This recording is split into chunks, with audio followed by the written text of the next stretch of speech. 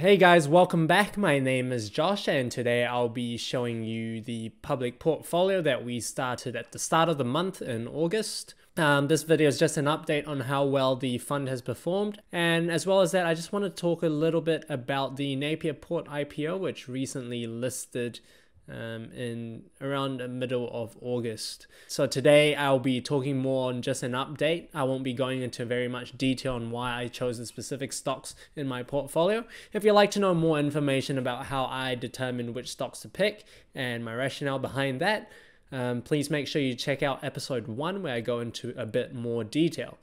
Today I just wanted to cover the news that came out for our specific assets within the portfolio, and as well as any new additions that I've made in the account. I want to show you that as well. So without further ado, let's have a look at how well we've performed. So yeah, our portfolio has returned $8.27, which represents a 0.67% return. So we started on the 1st of August, and we started with $1,036, and from August, the start of August, we were negative throughout the entire time, as you can see here, because of all the trade wars and volatility in the global markets. And at the end of the month, just Friday, yesterday happened, we were positive. It's not good or bad news. I'm not happy nor sad. If you ask me, I'd rather it go down even more so I can acquire shares for a cheaper price, because you have to remember this, that you're a long-term investor, and when you're a long-term investor, you're planning to hold these stocks for more than a year, right? Two to 5 years, say. And there's no point being happy or celebrating when stock prices go up, because if you want to buy more of those stocks, then you have to buy it at a higher price. So in our position, I'd rather the stock prices drop even more, and so that I can acquire more stocks at a lower price, because I know that in the long run that they will do well. Okay, so I'm not really happy or sad, and it's only the first month. I expect a lot more volatility going forward into the end of the year. So with that in mind, always have cash on hand and dollar cost average in. Let's just quickly compare how we did against the two major indices that are kind of our benchmark. So that's the S&P 500 as well as the NZX 50, on how well they would have done throughout this August month. So looking at the NZX 50 for the month, so we drag this down here, it's returned a negative 0.95% return. And so that means we've performed better than the NZX 50. And the S&P 500 has returned about a negative 0.98%. So again, our 0.67% has outperformed the two benchmarks, right? So this is a positive outcome for the public portfolio. It shows that what we picked were good stocks that fared well, although 1 month is a bit too short when comparing performance. When I compare performance, I like to look long term, within 3 years to 5 years, because in the short term there's a lot more volatility. You might be the top performer for the first year, but you might not be in the second year. So it's a bit too early to tell, but let's just be happy that we've so far outperformed the general market. So August is generally a busy month. A lot of companies with June year ends report in August. And so within our portfolio, we had Heartland Bank, we had Somerset, and we had NZX report earnings, as well as declaring dividends. So this portfolio is a dividend portfolio. A lot of the stocks that we have in here, all of them pay a dividend. Let's talk a little bit about those dividends. So the first one was Heartland Bank. So Heartland Group Holdings, as you can see here, our investment, we're actually down $3.13.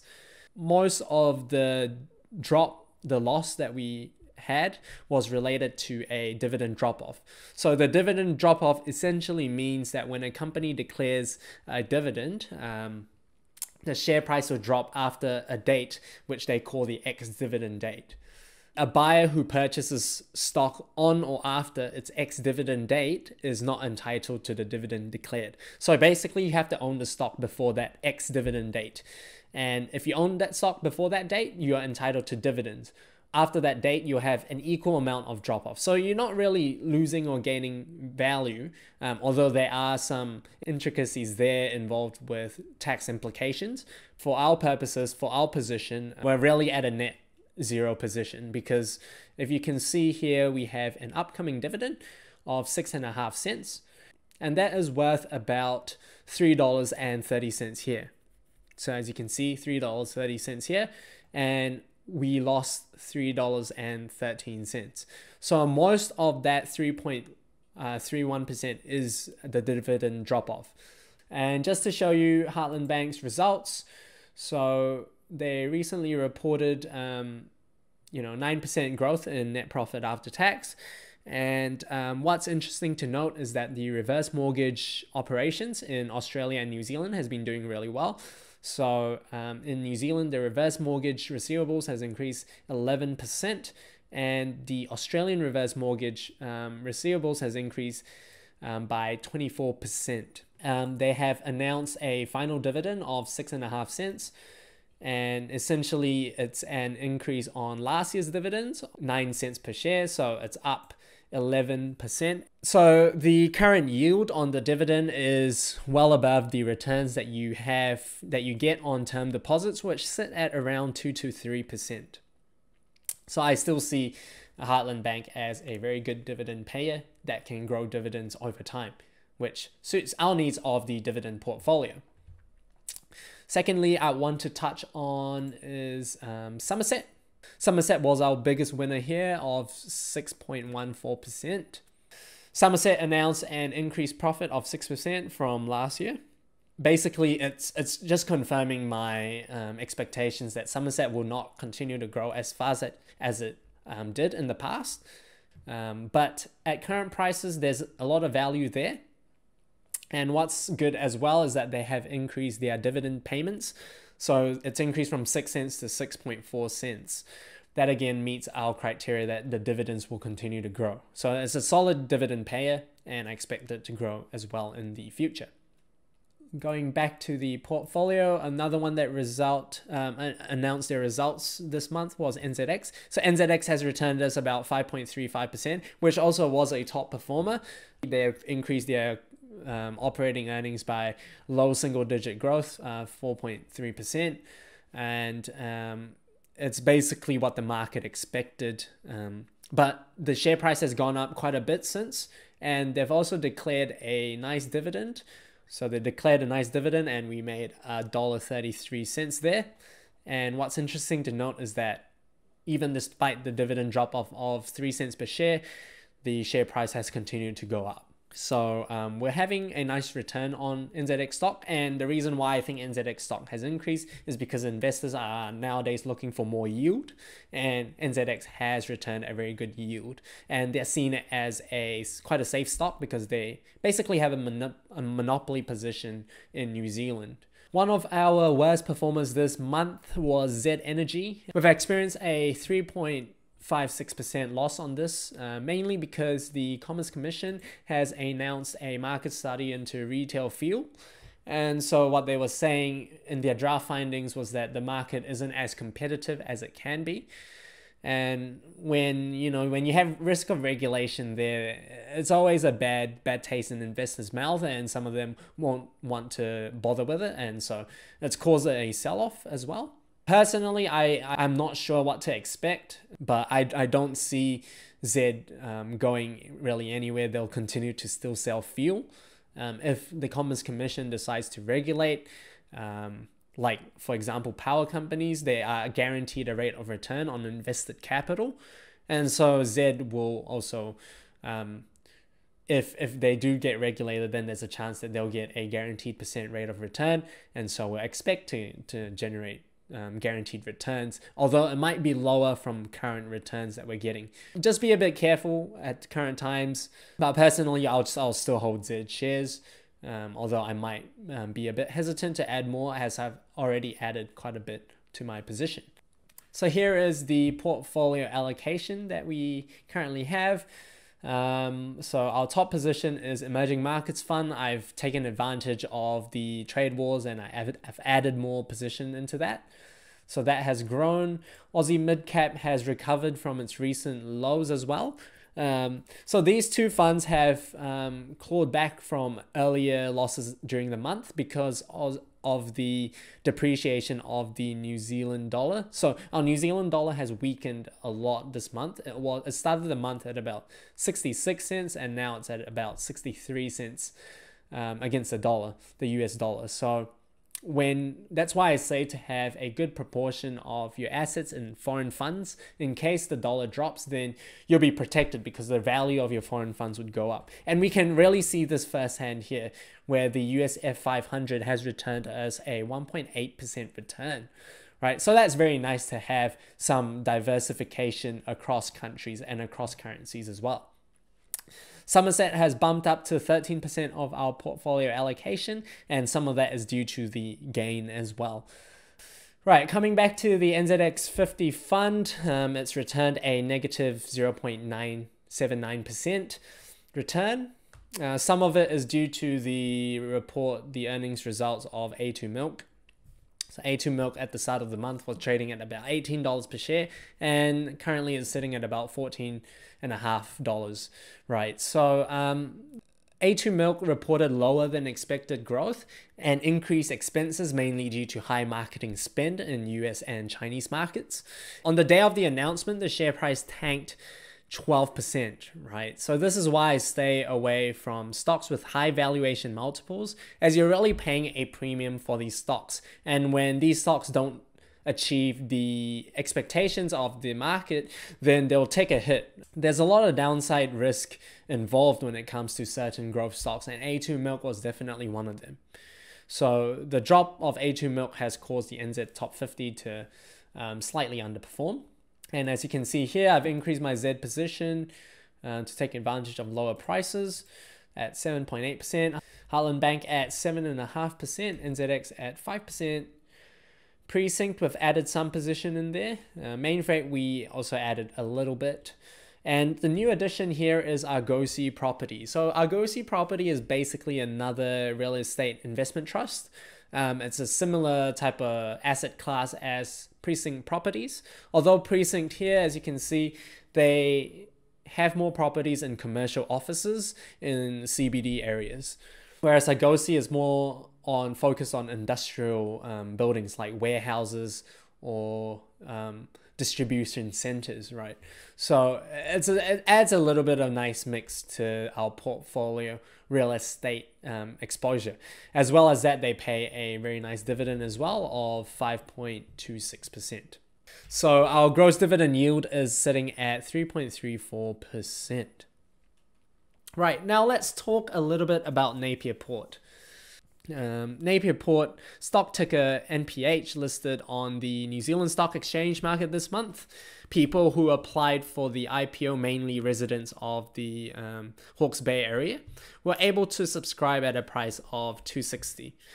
And at the end of the month, yesterday, it closed at about $3.10. Right, so needless to say, this was a very successful listing so far, with the people who got their allocation in the IPO making a handsome return of 19% right off the bat in basically 10 days, really. So personally, I have not invested in Napier Port, and some of my friends and colleagues have asked me why I haven't invested, why I didn't buy on the first day. And it's simply because, in my personal opinion, the company is a bit too expensive for me at current prices. So you can see here the indicative price range is between $2.27 and $2.60, and it was priced at $2.60. So it's basically at the higher range of the IPO. If we look at Napier Port's financial information, you can see here that they're really trading at quite high multiples. On the higher end, you're paying a 12.5 times EV to EBITDA multiple. And on a price to earnings basis, you're paying about 27 times price to earnings. And you have to imagine at current prices, $3.10, you're paying an even higher multiple, right? So for me, it's a bit expensive on a valuations basis. And also on top of that, I think the recent movements in log prices would severely affect Napier Port in the next financial year. So I've done a little bit of digging in the Napier Port prospectus. So this is the prospectus, the PDS. All right, if you see here, we have the Napier Port's revenue product mix. And so if you read here, the exports make up 79% of all cargo weight processed through the port. This is the export product mix, which is 79% of all cargo weight, and imports. So they have about 20% imports, 80% exports. And of those exports, 55% is logs. So what happens when log prices tank? We'll just stop selling logs. And when we stop selling logs, then Napier Port has less volume and they can't make as much revenue. And you can see this in news articles where basically forestry companies trying to maintain work for thousands of employees as harvesting stops due to the sharp fall in value of logs. And it also says here that the value of logs have fallen between 15 to 20%. And we can corroborate the evidence there with the market report August of the New Zealand Farm Forestry Association. Basically, we've seen this sort of drop and rise in the past, but never in the space of 3 weeks. So a lot of it has been very quick and volatile, and they attribute some of the movements towards the tariffs. As reported last month, President Trump's tariff regime started the rot affecting sales from China to the United States, and this has a cumulative slowing down effect with sales in many commodities between China and the United States declining significantly. Right, and I expect this to continue on until the 2020 presidential election in the United States. If you go into the PDS of the Napier Port listing, you can actually see all the logs here, right? You see logs everywhere. You continue to scroll down and what do you find? You find more logs here. And if you continue to go down here, more logs as well. So what I'm trying to get to is that, needless to say, right, Napier Port has a very high exposure to logs, see? And so because of the uncertainty in log prices, I'm a bit hesitant to invest because I really can't see where this would go. At the same time, you know, China's economy might recover, but chances are with the continuing trade war with the United States that a recovery might not be on the way very shortly. So there's too much uncertainty for me at the moment. You know, as I alluded to in the A2 milk example, when the market expects high growth, which is consistent with management's expectations, and it doesn't deliver, then you'll see a hammering of the stock price. So at this point for me, I'm not willing to invest in Napier Port yet. Hope you enjoy the analysis of the Napier Port IPO and the stock. If you like more content like this, be sure to subscribe. And if you enjoyed the video, please make sure to give a thumbs up to start compounding your interest today. And thank you guys. And until then, take care.